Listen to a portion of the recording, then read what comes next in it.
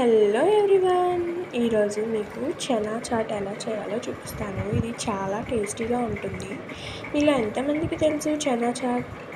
చాలామందికి తెలిసే ఉంటుంది కోర్స్. దీనికోసం ఫస్ట్గా ముందు రోజు నానబెట్టిన శనగల్ని తీసుకొని బాయిల్ చేసి పెట్టుకోవాలన్నమాట. తర్వాత ఈ టేస్ట్కి తగ్గినంత సాల్ట్ వేసుకోవాలి. అండ్ మీరు ఎంతైతే తినగలరో అంత స్పైస్కి తగ్గట్టు కారం, తర్వాత ఉల్లిపాయలు, తర్వాత కొంచెం టమోటాలు ఫైన్గా చాప్ చేసుకున్న టమోటా పీస్, ఇంకొంచెం క్యారెట్ అండ్ కొత్తిమీర, ఫైనల్గా నిమ్మకాయ.